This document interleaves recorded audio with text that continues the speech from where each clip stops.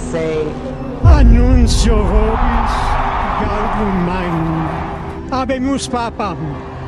announce to you that we have a Father. The world had a Father. And now all of a sudden he's our Holy Father, and we're pledging him our love and our allegiance and our loyalty and our prayer. Everyone says there hasn't been anyone like him. That's what's so fascinating. And people of all faiths want to touch him. Yeah. Well, that's an appeal too. You know, we call him the Holy Father. Holy Father, please forgive me. Holy Father. You'll hear that title used quite often. This man, Bergoglio, Francis the Talking Pope, his predecessors, John Paul II, Pope Benedict, John Paul I, Pope Paul, Pope John the 23rd, Pope Pius. You can go all the way back, folks. I'm talking centuries. These men are replacement gods. And these men have taken upon themselves the title of Holy Father. He wears the titles of God. He wears the title Holy Father, head of the church. He never died for the church, but he stole that title from Christ.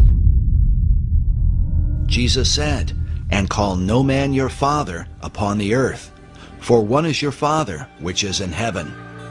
Yet the popes took to themselves the name Holy Father, along with all claims of authority that might be assumed by such a title. Pope Innocent III, who fathered the Inquisition, said, "The Pope holdeth place on earth not simply of a man, but of the true God." Meanwhile, Pope Nicholas said of himself, "I am in all and above all, so that God himself and I, the Vicar of God, hath both one consistory, and I am able to do almost all that God can do. I then, being above all, seem by this reason to be above all gods." Nicholas even claimed that the popes had the power to change the gospel itself, saying, "Wherefore, no marvel, if it be in my power to dispense with all things, yea, with the precepts of Christ." But in the Bible, Jesus says, "Behold, I have set before thee an open door, and no man can shut it, and no man openeth." The Apostle Paul warned that, "If any man or an angel from heaven preach any other gospel unto you, let him be accursed." Yet despite these biblical warnings, the popes repeatedly claimed they were equal to and above God, and were even called by Catholics our Lord God, the Pope.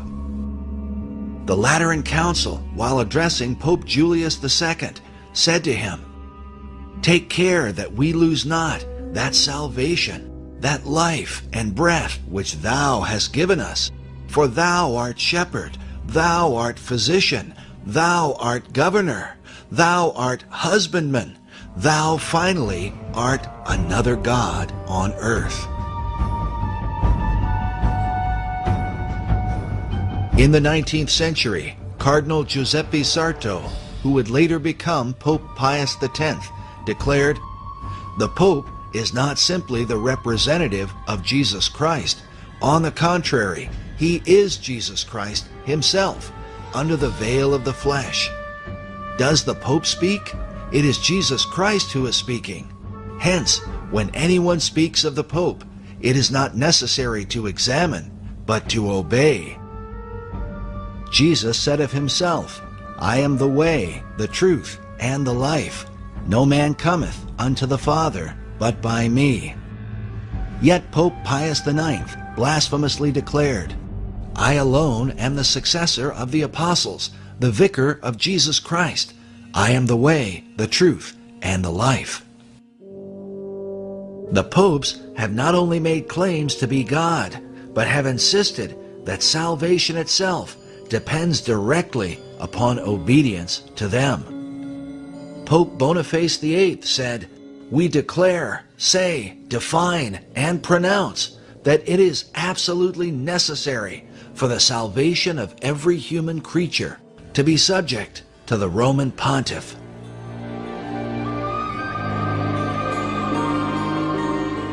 Pope Clement VI said, no man outside obedience to the Pope of Rome can ultimately be saved. All who have raised themselves against the faith of the Roman Church and died in final impenitence have been damned and gone down to hell. Even in modern times, Pope John XXIII in 1958 declared, "Into this fold of Jesus Christ no man may enter unless he be led by the sovereign pontiff, and only if they be united to him can men be saved."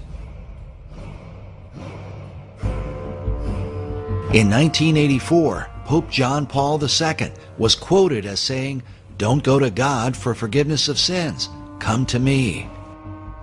The quote was based on a Los Angeles Times article which reported, rebutting a belief widely shared by Protestants and a growing number of Roman Catholics, Pope John Paul II dismissed the widespread idea that one can obtain forgiveness directly from God. Furthermore, according to traditional Catholicism, obedience to the papacy is said to be required, no matter how dreadful the Pope might be. Catherine of Siena, one of the patron saints of Italy, whose mummified head is still preserved in Rome today, said, "Even if the Pope were Satan incarnate, we ought not to raise up our heads against him, but calmly lie down to rest in his bosom. He who rebels against our Father is condemned to death. For that which we do to him, we do to Christ. We honor Christ if we honor the Pope." Such demands for blind obedience were confirmed by the popes themselves, but confronted by the reformers.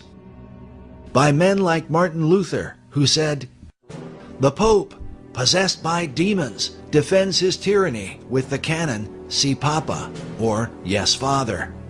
This canon states clearly, if the Pope should lead the whole world into the control of hell, he is nevertheless not to be contradicted.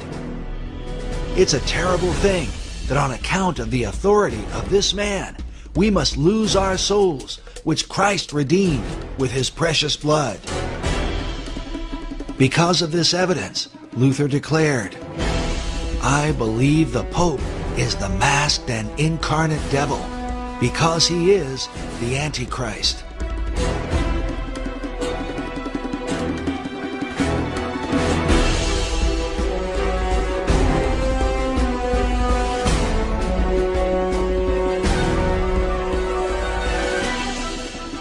It is important to understand that this belief was not just confined to Luther, but was held by all the reformers from John Wycliffe in the 14th century to Charles Spurgeon in the late 19th century.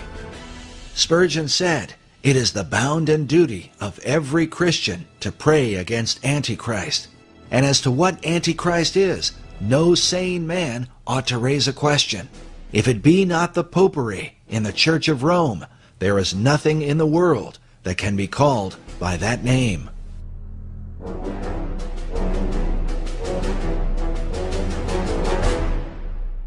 The Westminster Confession of Faith, along with the Savoy Confession, the Old Baptist Confession, and the Methodist views of John Wesley, all included the declaration that the Pope is that Antichrist, that man of sin and son of perdition, that exalteth himself in the church.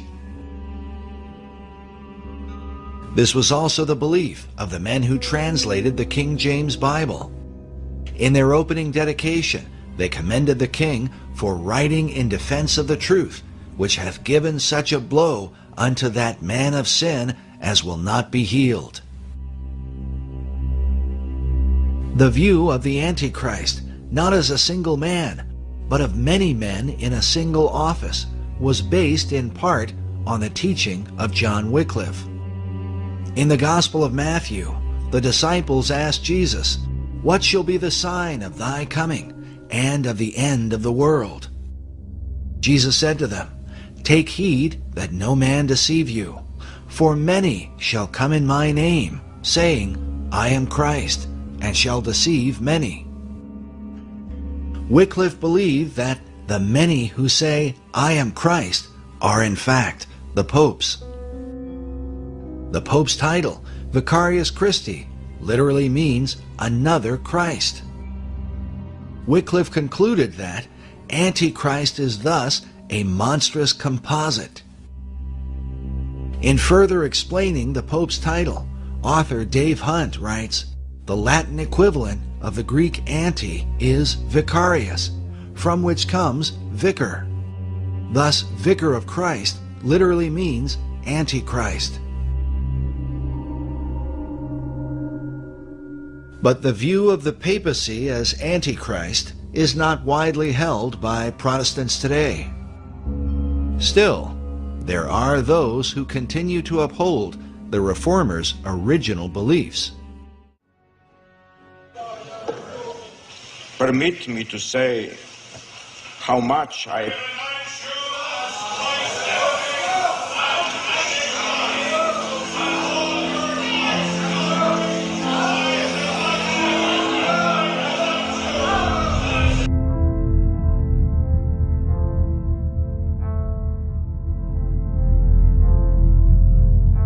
this official Vatican portrait of the current Pope. It is called The Truth, the Way, and the Life, Portrait of His Holiness, Pope Benedict XVI. But can this really mean that in the modern world there are some who still believe the Pope to be equal to Christ and God? Mr. President, final question. Yes, sir. You said famously, when you looked into Vladimir Putin's eyes, you saw his soul. Yeah. When you look into Benedict XVI's eyes, what do you see? God.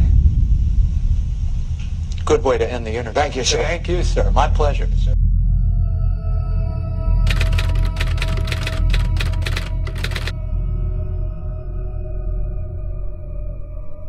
We want to show you some extraordinary pictures which came to us from the Vatican on what was, of course, an extraordinary day. Within hours of Pope Benedict announcing that he was to resign, take a look at this. Lightning struck St. Peter's Basilica. You can see it again now in slow motion. Lightning struck St. Peter's Basilica twice immediately following the resignation of Pope Benedict XVI. Now, some people might not make anything of that, but lightning is something in sacred literature that almost always carries spiritual connotation. Sometimes it's good, sometimes it's evil, like when Jesus referred to Satan as falling like lightning. And I can't help but think that the timing of two lightning bolts on this particular building, the St. Peter's Basilica, at the Vatican, at the exact time following Benedict's resignation, I felt that it was mathematically improbable of chance. First, because two bolts, I don't, again, what do you make of coincidence and numerology? But we know that in sacred text and in Scripture, these kind of things would be interpreted as signs and omens. At the start of Lent last year, Jorge Mario Bergoglio was just a face in the crowd. Today, Pope Francis is the most talked about person on the World Wide Web. With days until the Holy Father makes his first ever visit to the U.S., his popularity has taken off. We were able to walk right up to the stage yesterday, which is literally set at this point. You saw that there are thousands of seats already lined up as well. As you can imagine, hundreds of thousands of people turned out to see and hear Pope Francis today. It was a mammoth effort. Philadelphia transformed into an outdoor cathedral. It's like being at the Super Bowl. His style was different almost immediately. The thousands before him as he bowed and said, "Pray for me." And suddenly there was a connection with people. That set the tone for this papacy. More people can actually relate to him. Absolutely. And bring more people into the church. More of a user-friendly pope. Yes. That's what we need right now. We've needed for a while a renewed image, a renewed face of the church, and Pope Francis is giving it to us. The one man who is winning in every poll you look at, the Pope. His Twitter account, @Pontifex, ranks in the top 5 most searched words on the internet. Take a look. Look who's got his very own rookie baseball card, Pope Francis. Pope is even showing up on pizza boxes. Every trip he takes, Pope Francis has been met by adoring masses of the faithful. This week, he's been called a Catholic rock star. He's kind of a rock star, Times Person of the Year, the cover of Rolling Stone. Now there's even a Francis fanzine. He's captured the imagination not just of the world's 1.2 billion Catholics, but the world itself. I get it on the streets. I mean, everybody from the bartender to the cab driver telling me, Cardinal Dolan, we love this guy. He's been called the People's Pope.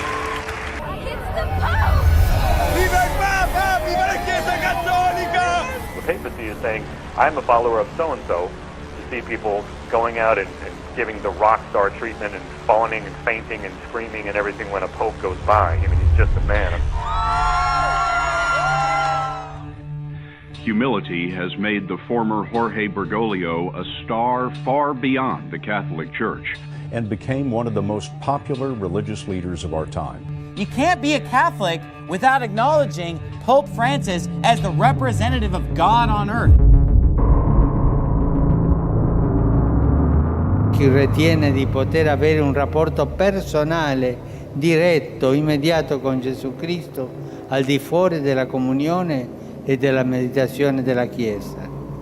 Sono tentazioni pericolose, sono tentazioni dannose, sono, come diceva il grande Paolo VI, dicotomie assurde. Pope Francis has worked tirelessly toward a new world religion in which all denominations are brought together as one. If you look at Francis's outreach over the past 3 years, and specifically in 2016, you'll find somebody who has openly condemned evangelical Christianity and the belief that you must have a personal relationship with Jesus. He has openly warned that this belief is dangerous. He has also equated the spread of the gospel under evangelical Christianity to jihadism. In the meantime, he has done quite a bit of outreach to every other religion in the entire world. Why is this happening? The extent of Francis's outreach to other denominations in 2016 alone has been mind-boggling. In February, Francis held an emergency meeting with Patriarch Kirill of Russia for the first time since the 1054 Schism. Kirill then went directly to Antarctica, where he performed a bizarre religious ceremony consecrating the land and water surrounding the continent. Francis has also done outreach to Patriarch Bartholomew of Turkey, in which both leaders voiced support for the migrant crisis and called for more migrants to enter Europe.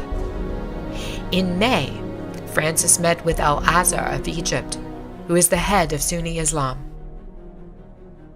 In January, Francis became the third pontiff ever to visit Rome's major synagogue. He has also hosted Jewish religious and political leaders at the Vatican. In June, Francis outreached to the Armenians.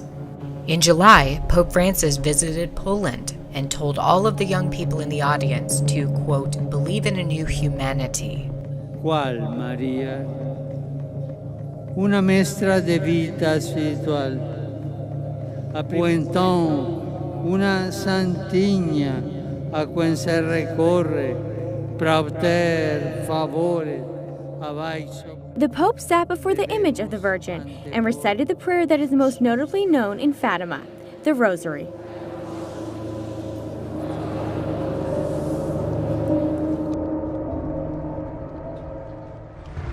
She's called the United Nations International Pilgrim Statue of Fatima and travels around the world. I've seen people who break down in tears as soon as they look at the face. The faithful believe they're seeing the face of Jesus' beloved Mother Mary. The theologians say it's called the aura of the Mother of God around it. That means the Mother of God's presence is with that image in such a way that you can look at other images of Our Lady and get your fill. It is one of the 4 original statues made under the guidance of Sister Lucia, the oldest of the 3 children. The three children, Lucia, Jacinta, and Francisco, said they saw an apparition of Mary while herding sheep near the village of Fatima, Portugal, May 13, 1917, and she revealed 3 secrets to them, including the prediction of World Wars I and II. And this is the face Lucia described. When you're looking at it, you feel her presence. You can get your fill at looking at other beautiful images, but you cannot get your fill at looking at this. You just want to look, and look again. Just a Mary shrine here, Mary shrine there, Mary shrine here, everywhere. Why do people praise and worship Mary, whom Jesus was born of?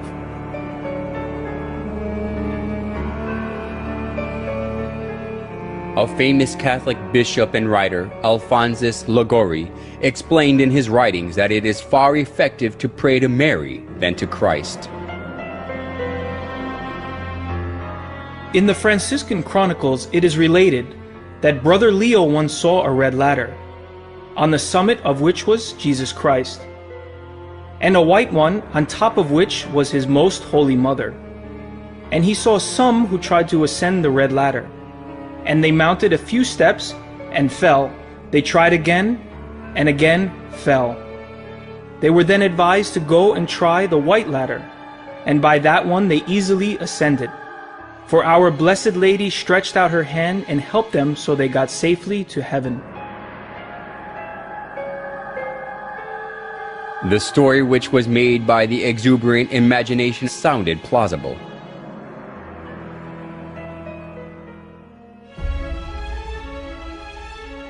Although it was a man-made story, Pope Gregory XVI canonized Liguori as a saint, and Pope Pius IX declared him a doctor of the Catholic Church. Now Catholics are taught that it is better to pray to Mary, who is merciful and understands us.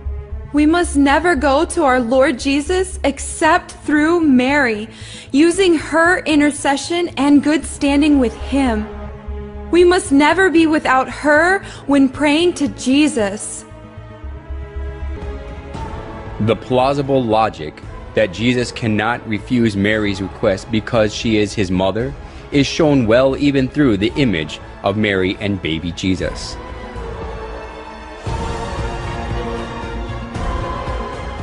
In most cases, Jesus is nested in Mary's arms as a baby.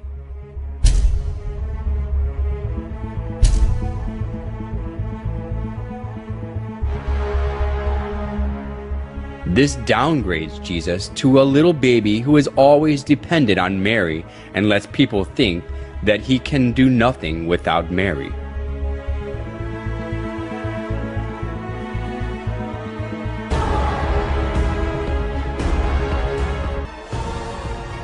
They call Mary the Mother of God, which implies that she is above God.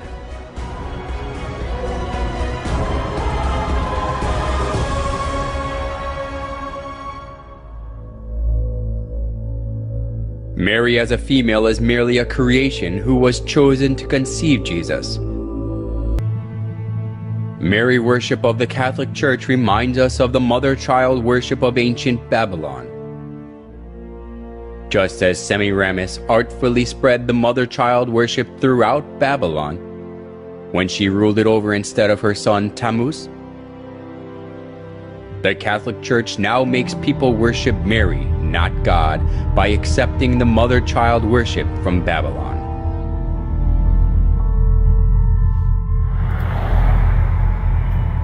Hail Mary, full of grace, the Lord is with thee. Blessed art thou amongst women, and blessed is... There is no trace of suffering or even joy in this Mary's face. But it is not the alabaster emptiness of her gaze these people see as they pray. It is the Mary whose pain at the loss of her son, Jesus Christ, resembles their own. Mary's role for us as Christians is humanizing. It's somebody that we can relate to. 20% of all Roman Catholic places of worship in the United States, nearly 4,000, are named for Mary. Shortly after the Council of Ephesus, which was in 431, when they declared her to be the Theotokos, the God-bearer, Mother of God. And then everything changes. And she starts to appear enthroned with a child on her lap, with angels and saints around her. That is when she becomes important. By the Middle Ages and Renaissance, paintings of Mary could be read for symbols of her holiness. Her outer mantle is blue, and underneath she usually, not always, has red robes. She wears a dark blue coat, and she stands on the half moon. She is the mother of all gods. So, the ancient religion of Babylon, they all have one thing in common: the sacred feminine. The sacred feminine. The sacred feminine. Ishtar the Babylonians, Tyre the Buddhism, Fatima of Muhammad, Sophia the Gnostics, Shekinah to the Kabbalist Jew, Mary to the Catholic, and Shakti to the Hindu. These all have one thing in common: the sacred feminine. And the sacred feminine is going to take you back to the source of light, because the light that resides in that place that Plato talked about, you need a path to get back to that light. Listen, this is important. She is the one to take you to that light. Now, I'm going to give you a guess. Tell me this morning, who do you think that light is? You remember what this subject's all about? Lucifer. He's the light bearer. There's a wind blowing through this church today. And that wind comes from Lucifer. Yes, it is. That has brought him into the house, and he's now in power.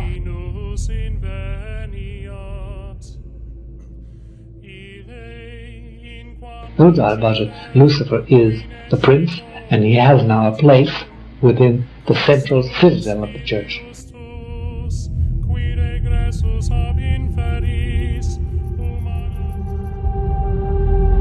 A lot of priests like to perform themselves the satanic masses around Rome, and they perform them in the area where usually the Pope goes on holiday, near Castel Gandolfo, in the area where you have also Lake Nemi, in those forests around there.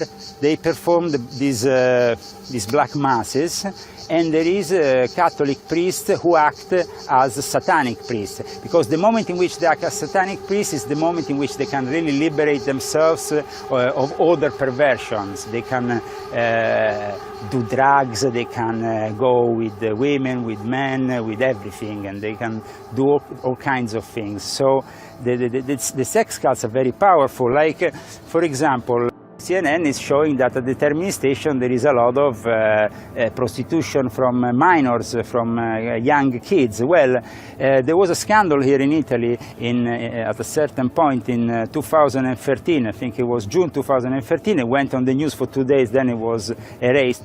They go into this My Bar and in these places around the Termini station to pick up these young kids. And then they used to have these ambulances, these fake ambulances parked in front of Termini station, and they used to pick up these young Romanian kids, 14-year-old kids, and bring them directly into the Vatican. As an exorcist, when you do exorcisms, minor and major, the demons constantly taunt you with the condition of the church. They say, well, we're in St. Peter's. We can talk to whom we like. We have representatives sitting beside your Pope every day. What are you talking about?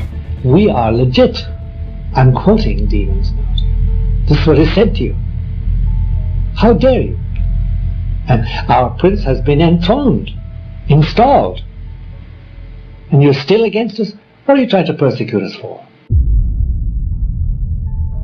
And so we have to understand that there is a Luciferian faction, a very strong Luciferian faction within the Holy See, not exclusive to the Holy See. This is a dark brotherhood that exists. These are the mystery adepts that have existed. They're following a lineage that goes back hundreds of years. Actually, that goes back to the Tower of Babel.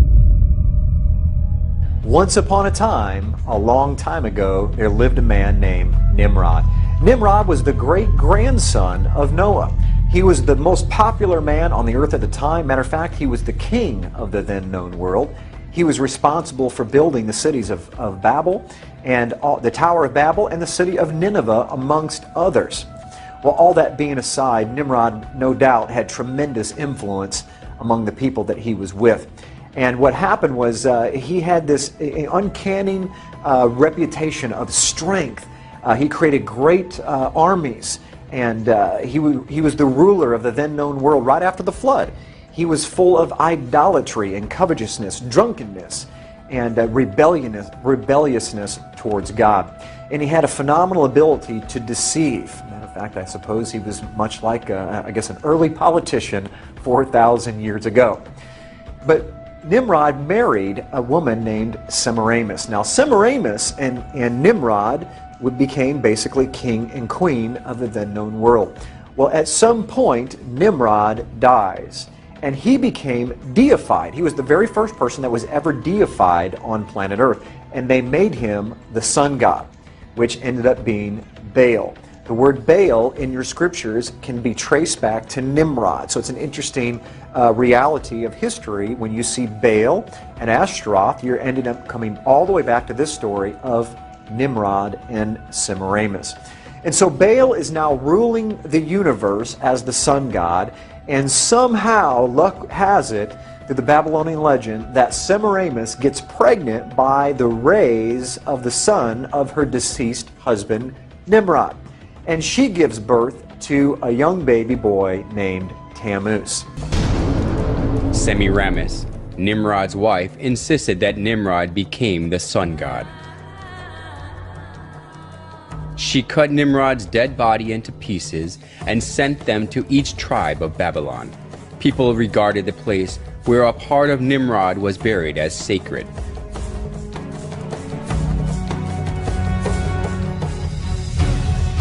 She also claimed that Nimrod was reincarnated as her son. As Semiramis ruled over Babylon in place of her young son Tammuz, she maneuvered people into worshiping her. Monuments of Semiramis carrying her child Tammuz in her arms were set up all over Babylon, along with various images symbolizing the sun god. The sun worship and the mother-child worship, which was a scheme devised by Semiramis, put down roots as a religion of Babylon.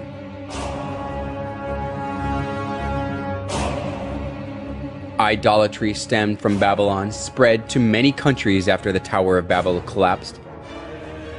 It is because when the Babylonians were scattered over the whole world, they brought the sun worship and the mother-child worship.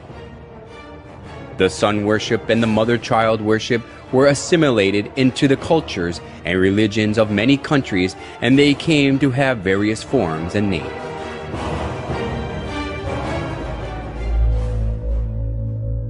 Nimrod, the sun god, was known as Mithra in Persia, Sol in Rome, Ra or Horus in Egypt, and Apollo in Greece.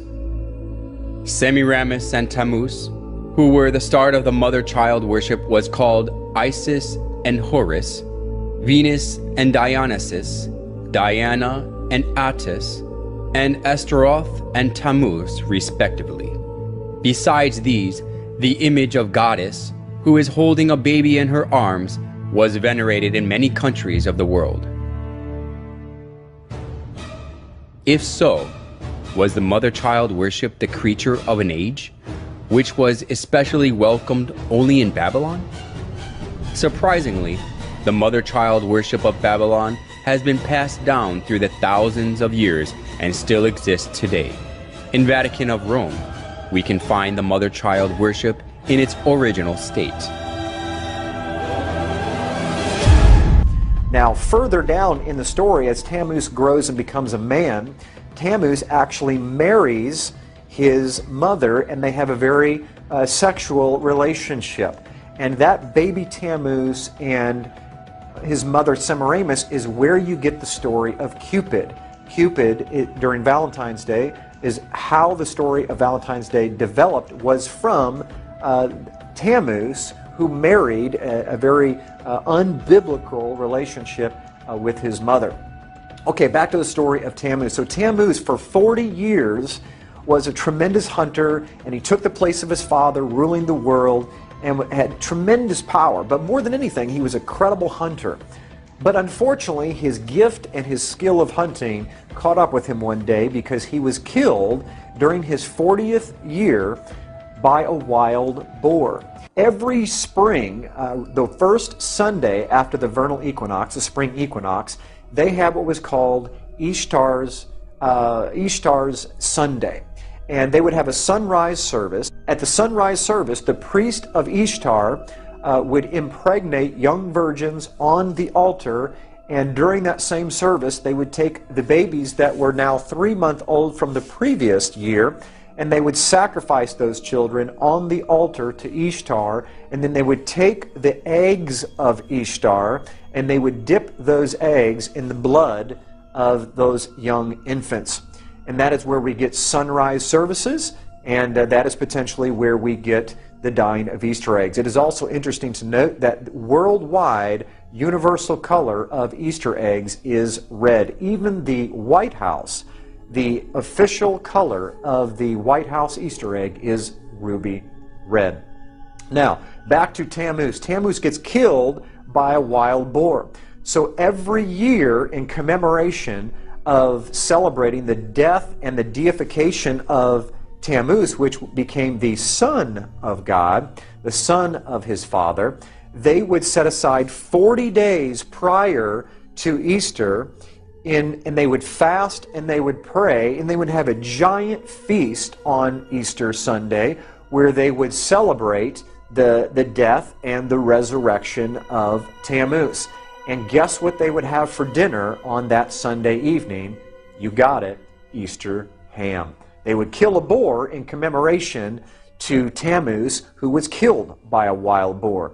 And yes, the 40 days prior to Easter, where we call it Lent, or the Catholics call it Lent, that 40 days did not come from, my friends, the 40 days of Jesus in the wilderness. That 40 days was already in place for thousands of years before Jesus even showed up. It comes from the 40 days of fasting and praying for Tammuz before they celebrated Easter. I'm going to give you some of the names and what they're most commonly remembered for in these different cultures, and some of you will recognize them immediately. First of all, in Egypt, they were known as Isis and Osiris. In Phoenicia, they were recognized as Asheroth and Baal, the very same Asheroth and Baal that you see in the scriptures. In Greece, they were Aphrodite and Adonis, or Eros, where we get the word erotic from. And in Rome, they were called Venus and Cupid. That's right, that's where we get Valentine's Day from, and Cupid. Even in the Far East, listen to this, this is amazing, Cupid was known as Zoroaster. Zoroaster is made up of two words, Zoro, which means seed of, and Asheroth, which is Easter. And so what Cupid actually means in the Far East is the seed of Easter, or the seed of his mother, Tammuz, and his mother, Semiramis. If you look on your screen, you're going to see Isis and Osiris, or this is Ishtar and Tammuz. Now, some of you may be asking, well, wait a minute, I celebrate Easter, you're talking about Ishtar. Easter is actually the Anglicization of the word Ishtar. In other words, if you say Ishtar in English, it's pronounced Easter. That's how the etymology of that word evolved over time. What I want you to see is, I want you to see what's on her head is a crescent moon, and in the center of that crescent moon is the actual sun itself. And so the symbol of power of Isis, or Ishtar, was the crescent moon holding the sun itself, her deceased husband, Baal, the sun god. And you can see the baby there that is nursing from her breast. Ishtar was known as the goddess of the East, the bare-breasted fertility god of the East, or the sunrise, which is why they had the service at sunrise on Easter morning. Here on your screen you see a pagan carving of the solar deity Baal Hadad depicted as a disc in a crescent. Okay, you can see the half-moon disc there in the center of your screen with the sun that is cradled inside of it. That is the sun god, as well as the crescent moon that surrounds it. Now, as you see that the main symbol for the sun god was the crescent moon with the sun on the top of it, or centered and cradled inside that crescent moon, We now move to something that's a bit controversial but very true historically, is the Catholic Eucharist is actually the sun that is inside of that crescent moon. I'm going to show you some pictures of the actual Eucharist in different positions, and you're going to see that not only is it similar, it's identical. This is where they got the symbols from. You can see here, this is a particular object that holds the Eucharist, and I found this online, and this is what the quote said. I left off the particular church for obvious reasons, but this was their advertisement for a particular Friday. It says, Eucharistic adoration is held on the first Friday of every month for the purpose of honoring and praying to the Blessed Sacrament. Now, I don't know about you, but my Bible says to pray to the Father, our Father. Yeshua, Jesus, said to pray to the Father. He did not say to pray to inanimate objects, whether they represent Him or not. Now, look very carefully at, on the right-hand side, you can see the moon, the crescent moon shaped, holding that sun or that wafer of bread. Here's a close-up of it right here. The crescent moon cradle with the sun-shaped monstrance of the Roman Catholic Church. And now you'll see that it's actually the rays of the sun go all the way around this. They didn't hide it at all. Why did they not hide it? Because this is thousands of years old. This comes right out of paganism and sun god worship, where it was the symbol of Baal and his wife Ishtar. And right here you can see the pine cone staff is another symbol found in paganism that's connected with the sun god coming out of Egypt, Osiris. It's kind of in the form of a pitchfork, you can see, where the pine cone is in the center. Now, why did they choose a pine cone? Because a pine cone represents... Pine cone symbolism, another very popular piece of symbolism for people who consider themselves, quote, in the know. That they consider that they are spiritually aware and enlightened, they have the knowledge, they are awoken, they have wisdom, and they have transformed themselves spiritually. In many cases, it's the exact opposite. The pine cone symbolism comes after the pineal gland, which is at the center of the head. It's right here, circled in red. It's considered in the midbrain or the limbic system of the brain. It regulates, this gland regulates a lot of different functions within the individual related to perception, emotion, etc. And the gland looks like a little pine cone. It has a lot of blood flow that goes through it, and it's very much attacked as something that they seem not to want to develop or function properly. So a lot of the food, things in water are very much attacked to target this part of the central nervous system. The pine cone literally looks like a little pineal gland. Okay, the pineal gland looks like a little pine cone, I should say. This is called the Court of the Pine Cone, and it is at the Vatican. That's where that pine cone is at.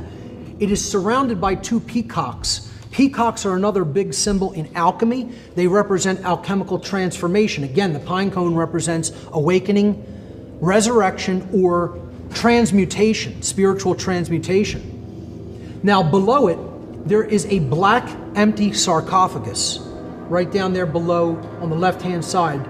As you go up these steps in the Court of the Pine Cone to the other side of it, from this image perspective, that's what you will see. And behind it, there is an empty sarcophagus. Now they're basically throwing this symbolism right in your face. You know, we are the resurrected ones. We are the ones who have come out of darkness and into light. We have the knowledge. We understand how the awakening process works. We understand how this activity of the brain that people don't even understand and whose functions are essentially shut down due to the horrible nutrition and all kinds of pollutants in their food and water. We know how that works, you know, and we have done that transformation to ourselves, but that's not for you. You know, we're going to sequester that and keep it to ourselves and keep it here. And they never mention this. You'll never hear about this by the Vatican. But just go on Google Images and, you know, you'll see tons of images of the type Court of the Pine Cone. You have a lot of tourist images that just take pictures of it. Of course, here you see the Pope in his astrotheological regalia here. The fish head mitres that they wear are the representative of the fish head miters that were worn by the Sumerian priests and the priests of Babylon. The Abgal. Yes. That's right. They served in the temple of a goddess named Nanshi. Yes, and it specifically references who we know as Dagon. Yes. And he was known as Oannes to the Greeks. Yeah. And this was, according to myth, an individual, a hybrid person, a half fish, half man thing that came out of the sea and began to instruct mankind in the lost knowledge. But at the base of it is the pine cone right there in his hand. I circle it right there. In symbolic iconography throughout the ancient world, the pine cone is revered. It's always a symbol of the transformation of a god. Often the god is giving that spiritual essence or knowledge to humanity. Here you see it in the Akkadian tradition of one of their gods, a clearly non-human looking entity. Here it is in the Babylonian tradition. Because this staff goes all the way back to ancient sun god worship, where it represented power and authority of the gods, you see. And this is a close-up of that staff right here, where the pine cone is embedded right in the staff itself. Let's move on to another symbol. This is the symbol of the trident. The trident is the devil's pitchfork. It really is a symbol of Satan, of the horns of Satan. It's an ancient satanic and pagan hand gesture called the trident. We find this in archaeology all over the place. Whenever you get into any kind of society of sun god worship, you find the trident everywhere. You see it in ancient Babylon. It was placed in the hands of all the pagan sun gods. All the pagan gods and pharaohs had some sort of trident, a staff, that they would be connected to power and authority of the gods. The most famous one, of course, is Neptune's trident. We call it the devil's pitchfork, and that's where it comes from. It's just not a drawing that someone made up. This has history built into it of where these things come from. Now, if you move forward in time, or during the same time period, you're going to find another symbol that is even more important. As a matter of fact, you're going to see two symbols in this picture. This is a pagan statue of Jupiter that has been renamed St. Peter. You also see what is baby Jesus, supposed to be baby Jesus, is none other than baby Tammuz. And how do we know it's not Jesus? Because you see trident all over the place.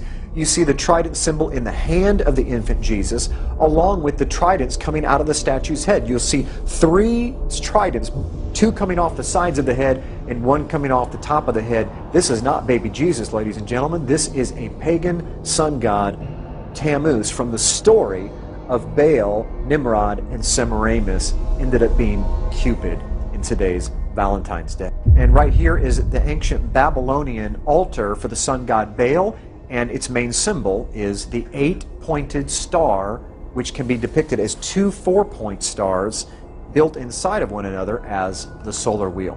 We see the same solar wheel sunburst over a Buddhist temple in Thailand.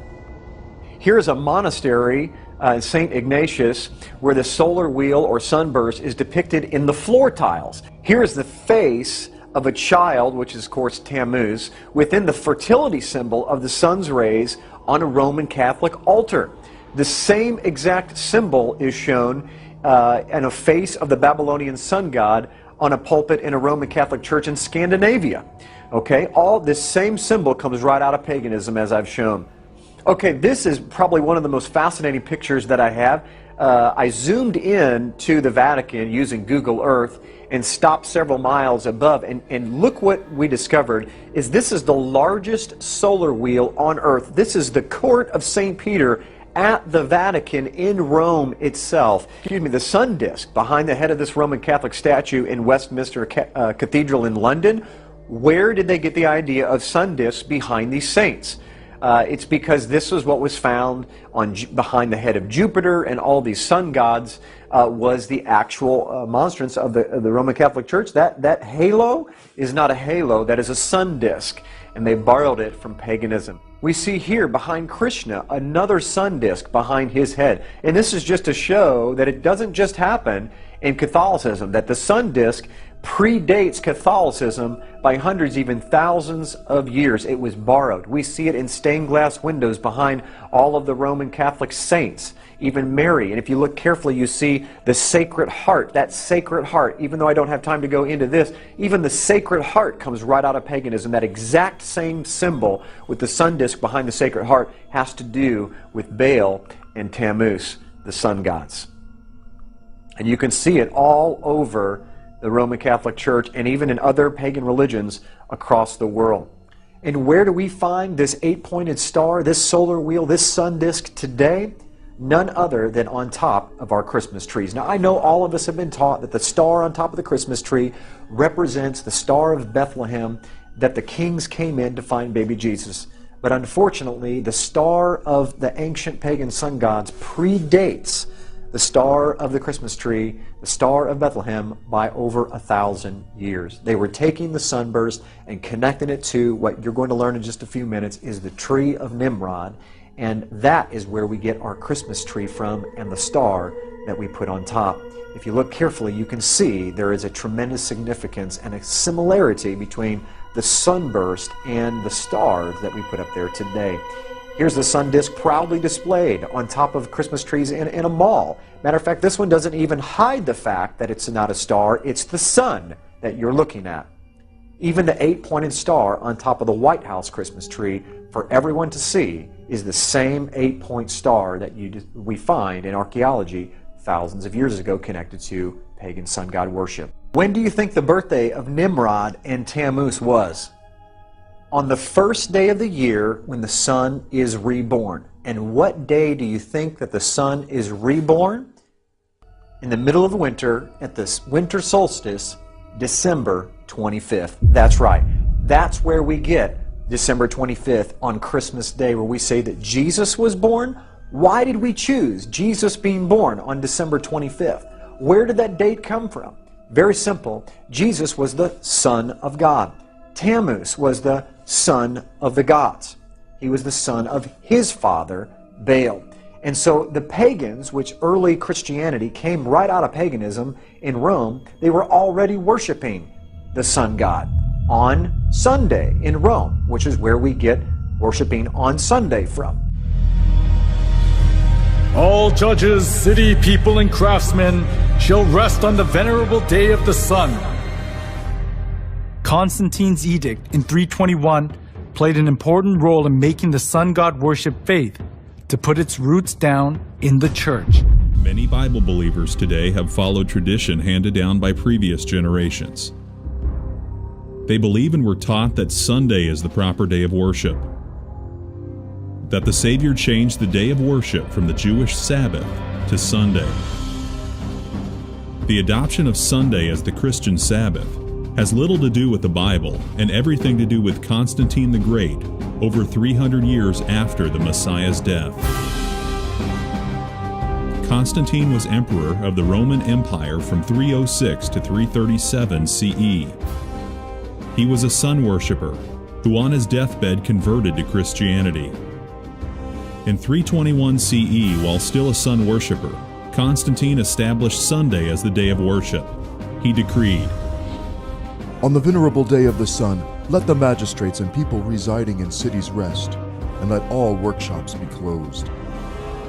In this coin circulated by Constantine in 317 CE, we see the face of Constantine on one side, and on the other the figure of Sol Invictus, the unconquered sun. The sun god was also known as Mithras, and his birth was on December 25th.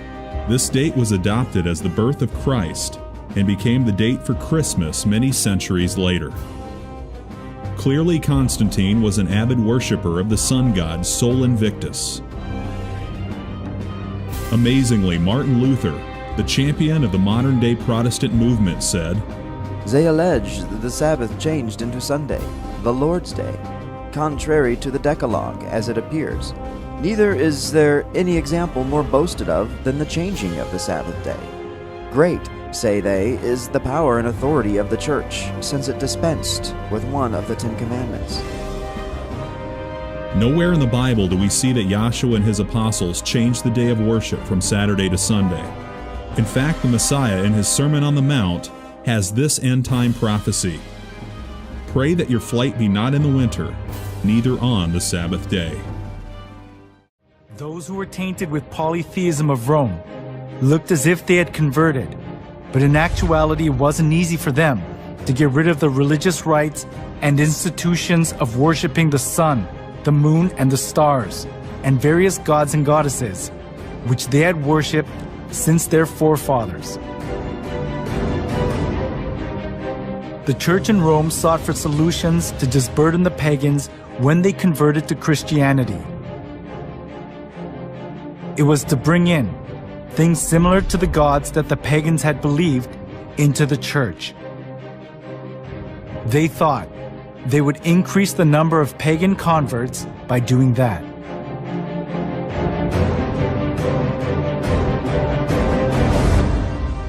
For the Christian bishops introduced, with but slight alterations into the Christian worship, those rites and institutions by which formerly the Greeks and Romans and others had manifested their piety and reverence towards their imaginary deities, supposing that the people would more readily embrace Christianity if they perceived the rites handed down to them from their fathers still existing unchanged among the Christians.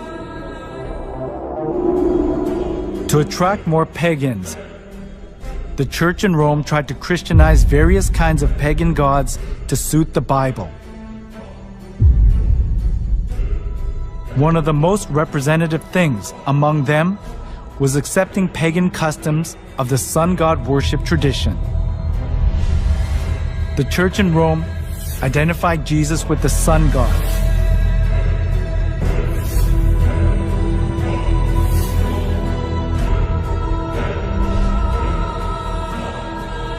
Inside of the church was decorated with various kinds of sun images, and the idea to worship the sun was established as if it were the truth of the church. In the last days, there will be a very convincing counterfeit of God's real church that compromises the truth of Scripture. Jesus warns it will nearly deceive the whole world. The Vatican is secretly preparing for the arrival of alien saviors. They seem to be intentionally creating dogma that is going to position the Roman Catholic Church to be at the forefront of an official disclosure moment. The Vatican is involved in ufology in ways that they can't even imagine. So while we're standing here in the headquarters of the Jesuits, tell us about Mount Graham. They are constantly monitoring things with the Lucifer device. Sometimes they have to wait for all of the UFOs to get out of the way. I would like to tell you more about Zecharia Sitchin. He told me, John Mario, one night I wake up and I saw an Anunnaki sitting on my bed. History is being repeated. The days of Noah are returning. The gods are returning to the earth to dwell among men and mingle their seed with the human race. Only the truth can prepare us for the lie that's coming. Shortly after this final deception, Christ will return, and he will come for a church that has been purified from all the false traditions and paganism. This spiritual war has been raging down through the ages, and it's clear that this prophecy is fast fulfilling. As the battle intensifies, we're all faced with a choice. Choose for yourselves this day whom you will serve. Soon, all will either join the bride of Christ or follow the beast of Babylon. Where will you stand? In this world, you're either serving Christ or you're serving Lucifer.